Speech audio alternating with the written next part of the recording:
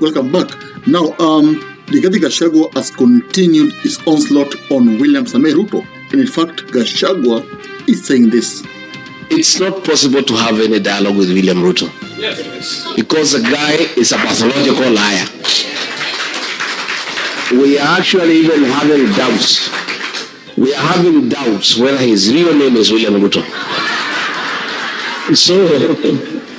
So we are saying the dialogue that we need is in the ballot boxing. Yes, Gashagua is just saying that he has got no time to talk to President William Ruto.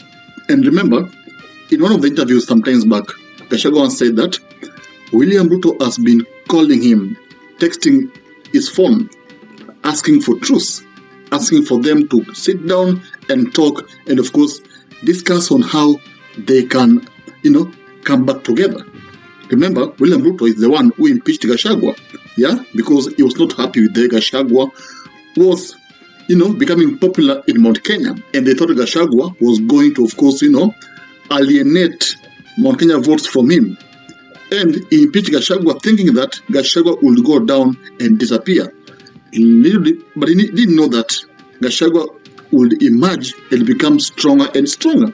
So, Gachagua's US message is actually a clear indication that Gachagua has seen that William Ruto will not make it in 2027. And he knows very well that Ruto will fail. One, he said Ruto's joining with Raila Odinga will actually not help Ruto because Raila Odinga is not relevant in Kenya right now. And Raila Odinga has lost support across the country. That's what he said. And now, this is making Gachagua very sure that indeed is going to emerge victorious in the next elections. So, Mother Karua on the other side said that there's no need to let Ruto finish his first term. It's one term. He needs to vacate State House as soon as possible. Skiza. My brother Rigathi anasema one term. Mimi ninasema no term. No term. Na ni kwa sababu, how many more must die so that Katongo finishes one term? How many more must die? Nikwambie, muniambie, munataka Ruto au munataka Ruto aende? Ndio. Yes, she's saying that he needs to vacate State House as soon as possible because so many people have been killed, and of course that's true. People are dying, and even just a day before, a lady called Njoki was just died in a police cell. So I can't say more about it because I'm not sure what transpired before her death. But now, here's the message.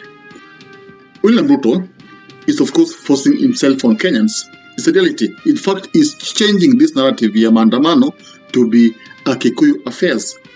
Yet, he knows very well that Maandamano is not a Kikuyu affairs. It is the entire nation. And the whole country wants him to leave State House. But now, he's resorting to violence.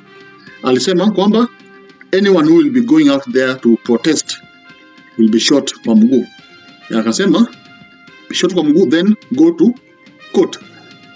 He's forgetting that you can even die from a bullet kwa mguu because of excessive bleeding. So he was just trying to tell police that who are what walk on street. And this confirms that those people who were actually killed in the previous Mandamanos were actually orders from above. Because the Murkomen himself said that Ruto alimtuma ambie polisi manzeni watu. So all these factors make Ruto, prone to attack from the Gen Zs. And of course, they want him to vacate State House because they feel a lot of people will have to die for him to be in power. Because just imagine, in 2 years, people have died. So how about 10 years?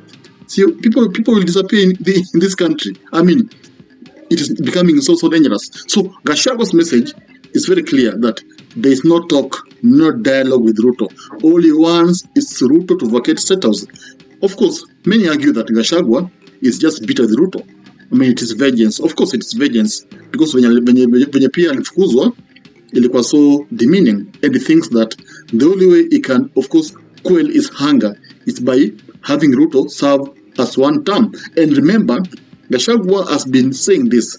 He's been saying that si lazima kwe president, si lazima, but what he wants is Ruto to go home one term. He can support even Madhakarua ama mtu wote, even Raila.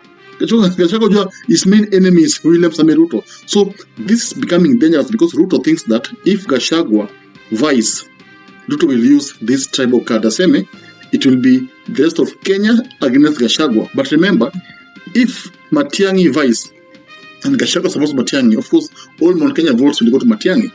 If, Kalonzo vice, all votes will go to Kalonzo. You see now, that's how it is. So, that's the current situation in Kenya. And of course, I would want you to tell me, do you believe that William Samoei Ruto will actually go home before 2027, as the way Mother Karua was saying? And remember, in the video, you will see how people are chanting one term. I mean, even America just wants Ruto to go home. And of course, the world was watching whatever is happening in Kenya. I mean, any normal person who is out there will actually see that Kenya is not in good hands, because whenever you see a house is in chaos, it means that the father of that house or the man of the house is actually the problem, because he does not know how to put order in his house. And the same applies in Kenya. When you see a country like Kenya, having mandamanos every week, people dying, and the youth actually they're not afraid of death. It means that people are tired and people are hungry and people want change in the system. And that's what's happening in our Kenya's political landscape. See now, so that was the message. And of course, I think Raila Odinga should just, I think he should quit being with Ruto, because Raila's popularity is going down. Kitambo Raila kama angeongea ungesikia tu, people are following. But right now, when Raila talks, no one is minding whatever he says. Why? Because he simply joined Ruto. That's why. Because Raila's got diehard fans. But these diehard fans are not becoming less, because they feel that Raila has betrayed the system. And that's why you see Gashagua is even saying that Raila cannot add any votes to President William Samoei Ruto's basket. Now tell me, folks, do you really believe that Ruto will be a one-term president? I mean, having all these factors constant, do you believe that the Gashagua's visit to USA will actually have a huge impact on what will happen in 2027 elections? Hit me there, and of course, subscribe, because that's the only, that's the only support I would want from you guys. Subscribe, hit the button so that you help this channel grow. And of course, we meet here whenever I have this amazing content pertaining what happens in Kenya's political landscape. Thank you.